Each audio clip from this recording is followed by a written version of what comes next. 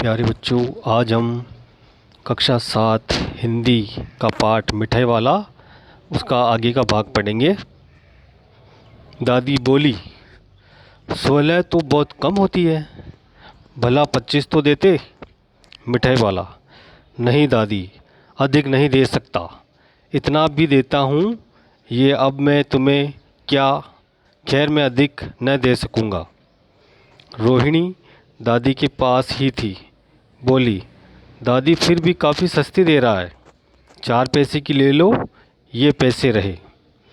मिठाई वाला मिठाइयाँ गिनने लगा, तो 4 की दे दो। अच्छा, 25 नहीं सही, 20 ही दो। अरे हाँ, मैं बूढ़ी हुई, मोल भाव अब मुझे ज़्यादा करना आता भी नहीं है। ऐसा कौन बोल रही है? दादी बोल रही। कहते हुए दादी के पोपले मुंह से जरा सी मुस्कुराहट फूट निकली। रोहिणी ने दादी से कहा, दादी इससे पूछो, तुम इस शहर में और कभी भी आए थे या पहली बार आए हो? यहाँ के निवासी तो तुम हो नहीं। दादी ने इस कथन को दोहराने की चेष्टा की थी कि मिठाई वाले ने उत्तर दिया, पहली बार नहीं, और भी कई बार आ चुका हूँ। रोहिणी चिक की आड़ से ही बोली। चिक यानी पर्दा, पर्दे के पीछे से बोल रही हो।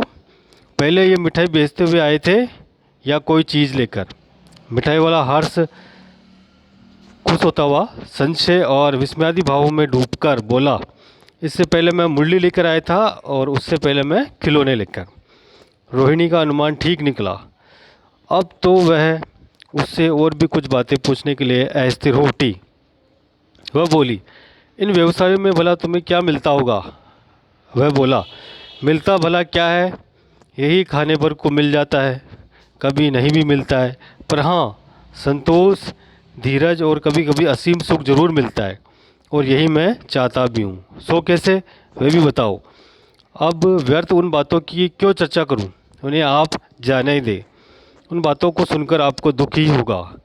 जब इतना बताया है तब और बता दो, मैं बहुत उत्सुक हूँ।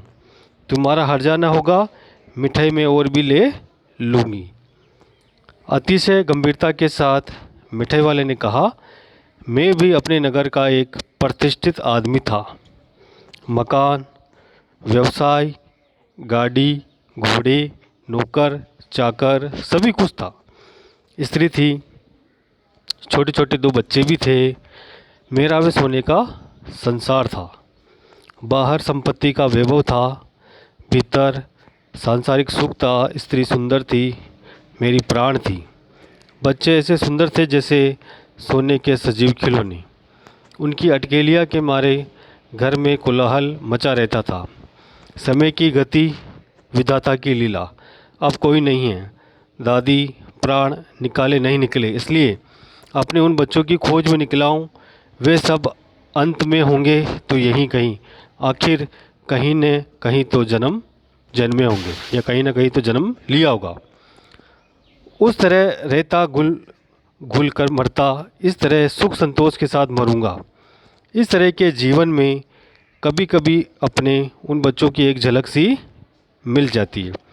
ऐसा जान पड़ता है जैसे वे इन्हीं में उछल उछल कर हंस खेल रहे हैं। पैसों की कमी थोड़ी है, आपकी दया से पैसे तो काफ़ी है, जो नहीं है इस तरह उसी को पा जाता हूँ। रोहिणी ने अब मिठाई वाले की ओर देखा, उसकी आंखें आंसुओं से तर हैं।